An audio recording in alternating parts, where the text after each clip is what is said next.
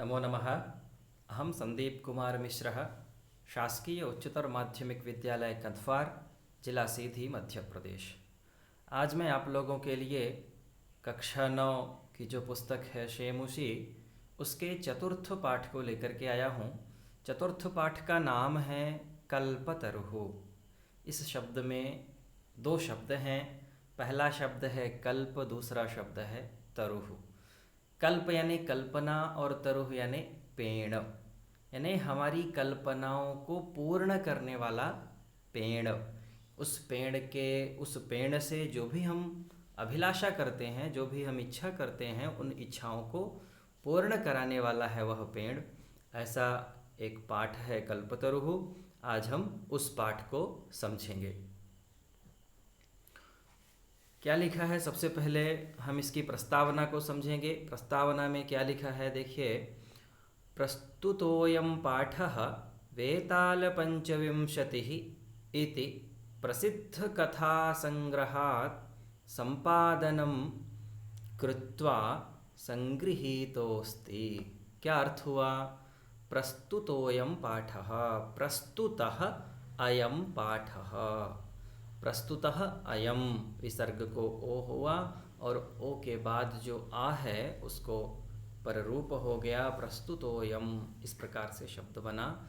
तो प्रस्तुत यह पाठ वेताल पंचविंशति, वेताल पच्चीसी, हिंदी में वेताल पंचविंशति को वेताल पच्चीसी कहते हैं। वेताल पच्चीसी इति प्रसिद्ध कथा संग्रहात, एक प्रसिद्ध कथा संग्रह है वेताल पच्चीसी। उस वेताल पच्चीसी से यह जो कल्पतरुः पाठ है संपादनम कृत्वा संगृहीतोस्ति, यानी संगृहीत किया गया है। अत्र मनोरंजक घटनाभिः विस्मयकारी घटनाभिश्च जीवन मूल्यानां निरूपणं वर्तते। अत्र अर्थात वेताल पंचविंशतिः, जो वेताल पंचविंशतिः नाम का कथा संग्रह है, उस कथा संग्रह से यह पाठ लिया गया है। तो वेताल पंचविंशतिः, इस कथा संग्रह में क्या है? मनोरंजक घटनाभिः, ऐसी घटनाएं हैं जो हमारे मन को प्रसन्न करने वाली हैं, मनोविनोद करने वाली हैं। विस्मयकारी घटनाभिश्च, तथा आश्चर्य चकित कर देने वाली जो घटनाएं हैं, उन घटनाओं के द्वारा जीवन मूल्यानाम निरूपणम वर्तते, जीवन मूल्यों का निरूपण किया गया है इन घटनाओं के माध्यम से। कैसी घटनाएं?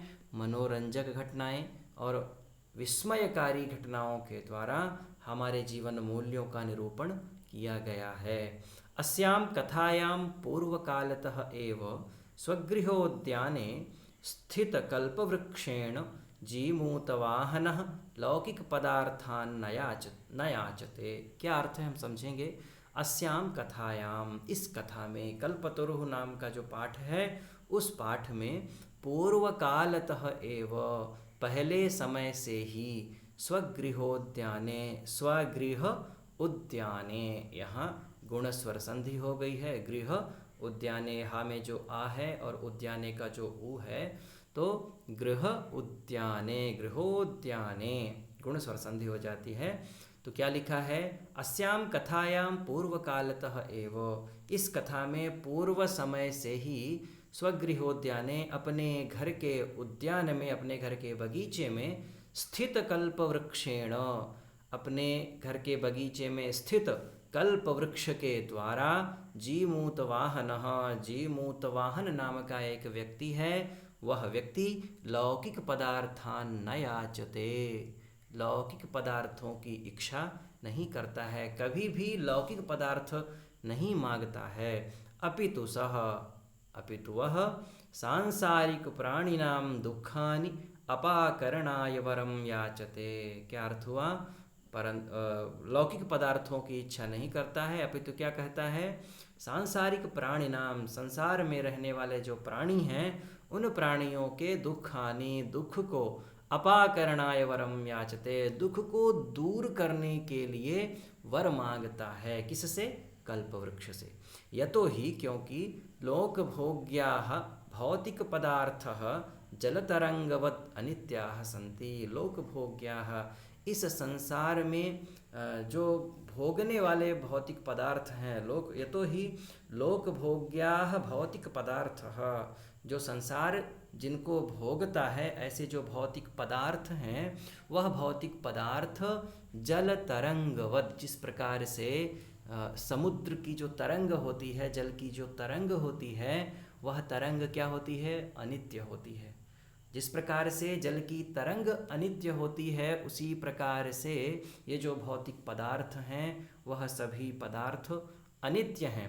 अस्मिन् संसारे केवलं परोपकारः एव सर्वोत्कृष्टं चिरस्थायी तत्वम् अस्ति। इस संसार में केवल परोपकार ही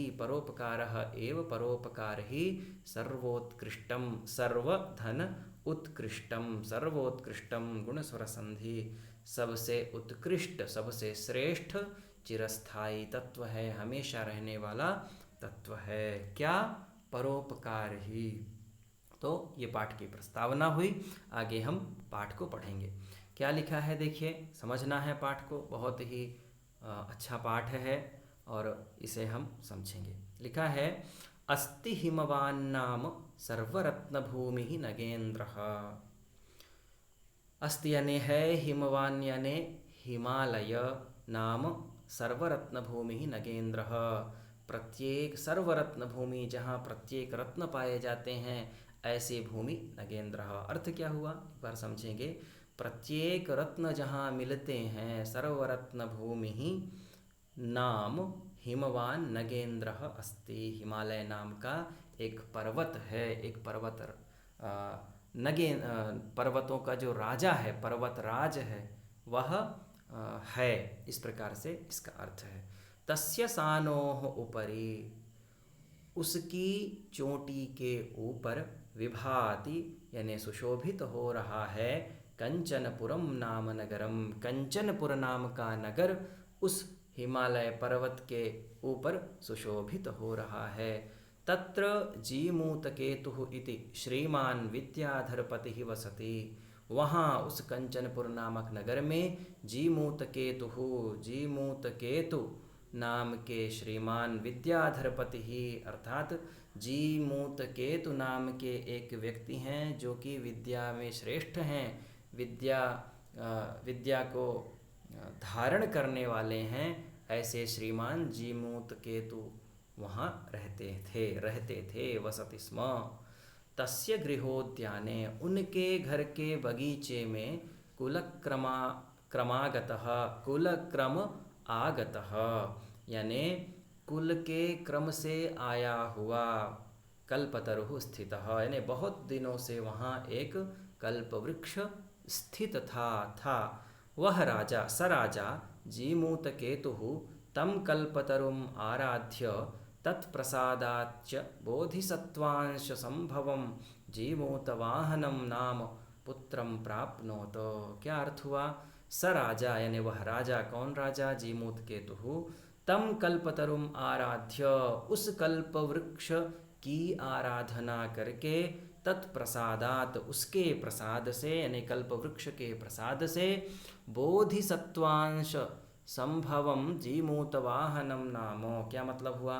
बोधिसत्व अंश संभवम, बोधिसत्व यानी ये बौद्ध धर्म से संबंधित है, बौद्ध धर्म से संबंधित यहाँ शब्द प्रयोग किया गया है।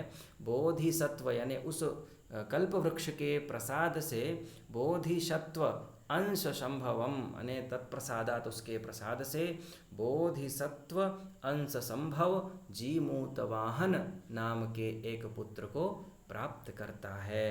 पिता का नाम था जीमूतकेतुः और पुत्र का क्या नाम हुआ? जीमूतवाहनः, वाहन नाम के पुत्र को प्राप्त करता है।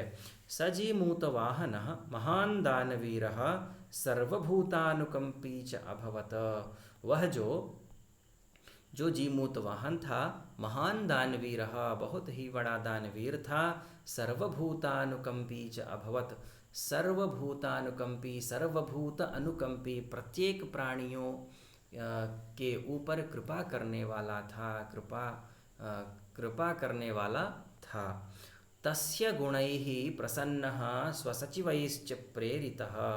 तस्य गुणैः, तस्य ने उसके, उसके किसके, जीमूत वाहन के गुणों से प्रसन्न होकर, उसके अंदर जो सद्गुण थे उन सद्गुणों से प्रसन्न होकर, स्वसचिवैश्च यानी अपने सचिवों के द्वारा प्रेरित, अपने सचिवों के द्वारा प्रेरित यानी अपने सचिवों के द्वारा कहा गया, राजा कालेन, राजा जीमूत केतु जो राजा था वह राजा, कालेन संप्राप्त यौवनम तम यौवराज्ये अभिषिक्तवान। राजा देखता है कि मेरा जो पुत्र है वह गुणी है, सद्गुणी है, और अपने जो मंत्रीगण होते हैं अपने मंत्रियों से वह वार्तालाप करता है, चर्चा करता है कि मेरा जो पुत्र है वह युवावस्था को प्राप्त कर चुका है।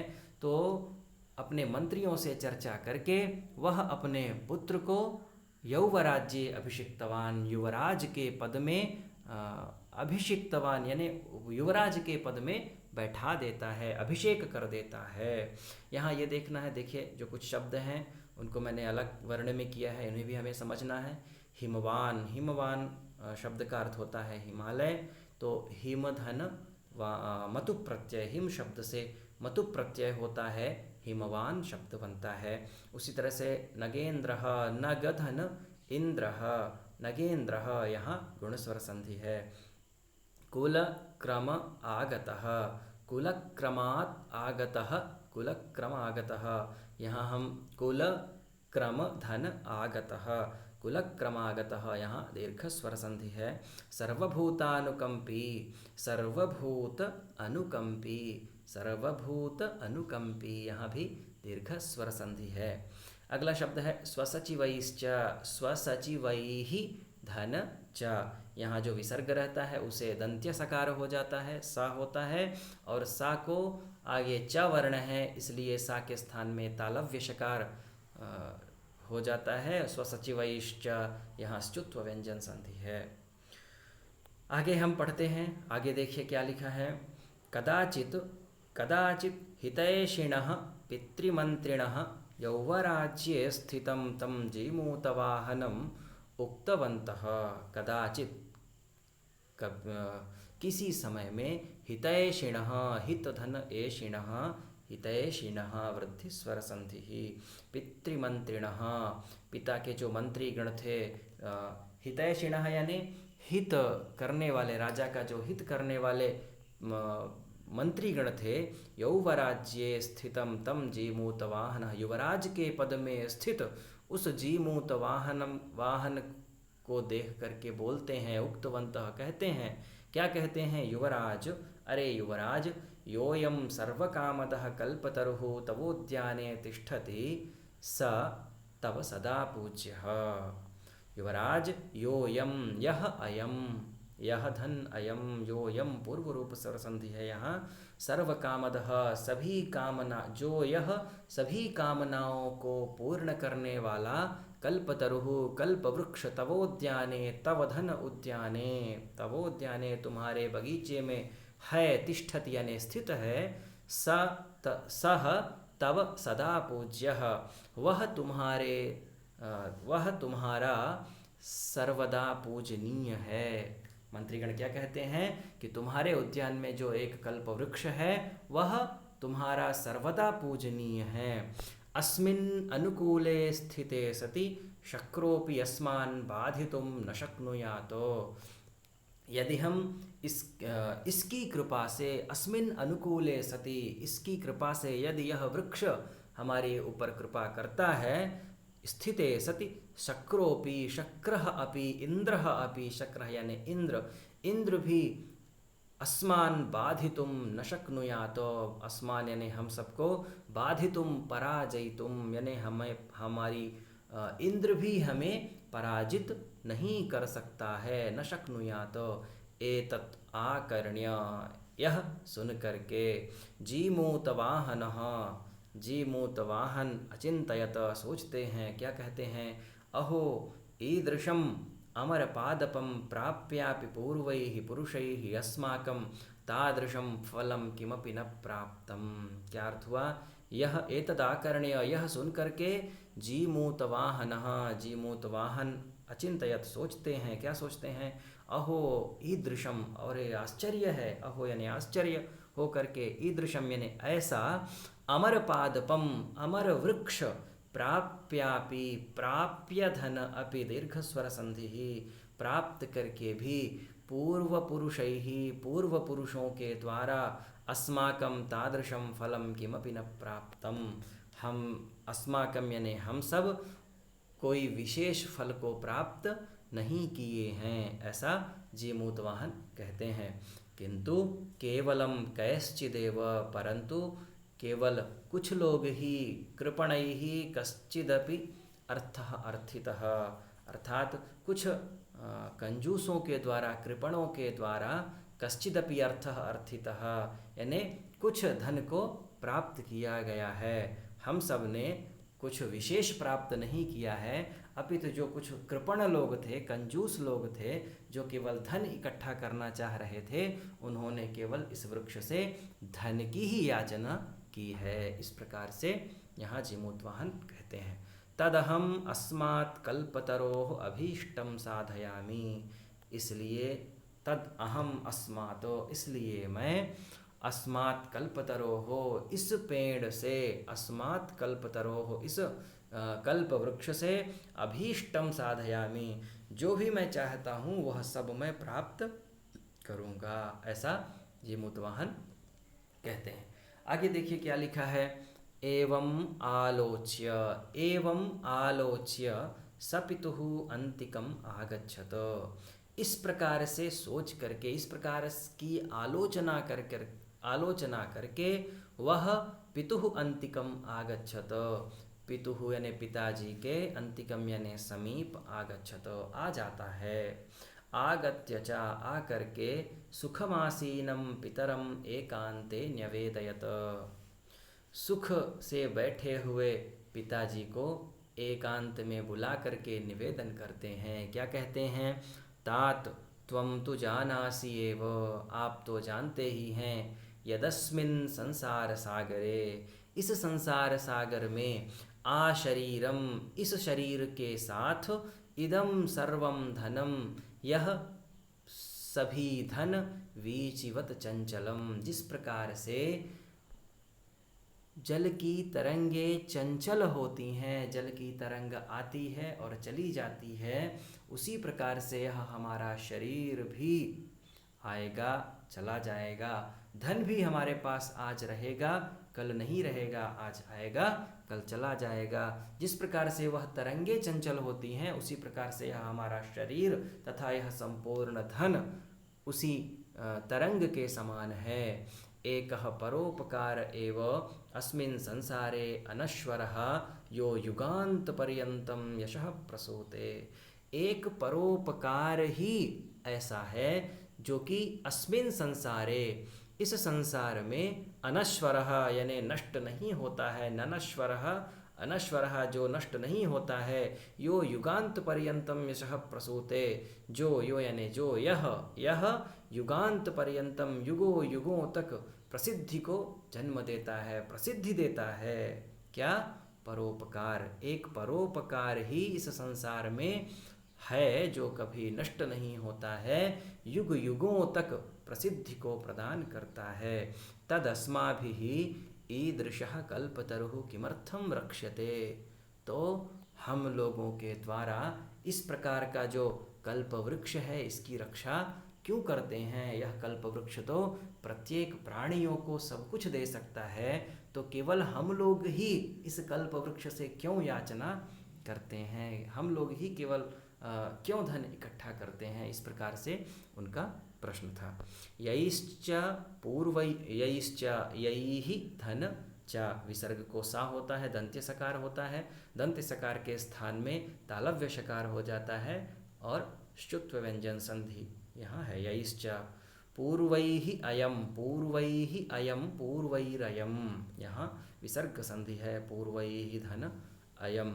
यैश्च पूर्वैहि अयम मम मम इति आग्रहेण रक्षितः, क्या अर्थ हुआ, जिन लोगों के द्वारा, यैहि पूर्वैहि अयम, जिन पूर्वजों के द्वारा, मम मम इति आग्रहेण, यह वृक्ष मेरा है, यह वृक्ष मेरा है, इस प्रकार से जिन्होंने इस वृक्ष की रक्षा की, ते इदानीं कुत्र गताः, वे इस समय कहाँ गए, तेषां कस्य अयम, उनका किनका यह वृक्ष है, जो चले गए उनका किनका यह वृक्ष है, अस्य वा केते, इस वृक्ष के वे कौन हैं, तस्मात्, इसलिए, परोपकारैक फल सिद्धये त्वदाज्ञया इमं कल्पपादपम आराधयामि, इसलिए, तस्मात्, इसलिए,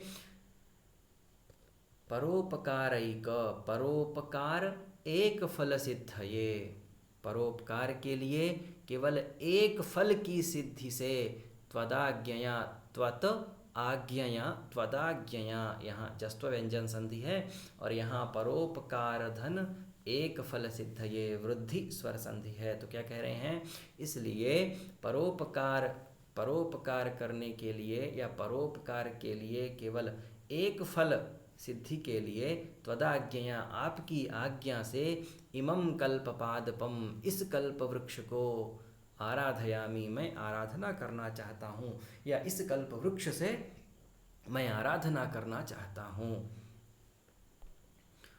अथ पित्रा तथा इति, पिता ने कहा, अथ पित्रा तथा इति, पिताजी ने ये सुना, तथा इति, उन्होंने कह दिया, अभ्यनुज्ञातः सजीमूत वाहनः कल्पतरुम उपगम्य उवाच, कहते हैं पिता ने भी कहा, ठीक है, जैसा तुम्हारी इच्छा है उस प्रकार से तुम करो। इति अभ्यनुज्ञातः, अभिधन अनुज्ञातः, अभ्यनुज्ञातः, यहाँ यण स्वर संधि है, ई के स्थान में यह हो जाता है, अनुमति को प्राप्त करके, सजीमूत वाहन, वह जीमूत वाहन, कल्पतरुम उपगम्य, कल्पतरु के पास जा करके, उपगम्य यानी समीपम गत्वा, पास जा करके, उप उपसर्ग है, गम धातु है, ल्यप प्रत्यय है, उपगम्य, पास जा करके, उवाच, कहते हैं, देव, अरे देव, देवता स्वरूप कल्पवृक्ष, त्वया अस्मत् पूर्वेशाम अभीष्टः कामाः पूरिताः, क्या कहता है, देव, आपके द्वारा हमारे पूर्वजों के अभीष्ट कार्यों को पूर्ण किया गया है, हमारे पूर्वजों ने जो भी चाहा है, जो भी मांगा है, आपने उसे दिया है। तन्ममैकम, क्या अर्थ है, तत धन मम धन एकम, तत, ता के स्थान में ना हो जाता है, यहाँ व्यंजन संधि है, मम धन एकम, यहाँ वृद्धि हो जाती है, अय हो जाता है, तन्ममैकम, तत मम एकम, तो मेरा एक कामम पूरय, मेरे एक कार्य काम को कर दीजिए। क्या कहता है जीमूत वाहन, क्या कहते हैं, यथा पृथ्वीम अदरिद्राम पश्यामि तथा करोतु देव, यथा पृथ्वीम अदरिद्राम पश्यामि, मैं देखूं तो यह संपूर्ण पृथ्वी निर्धनों से विहीन हो जाए, अर्थात यहाँ संपूर्ण व्यक्ति, यहाँ इस भूमि में रहने वाले सभी व्यक्ति धनवान हो जाएं, तथा करो तो देवो, इस प्रकार से आप करिए।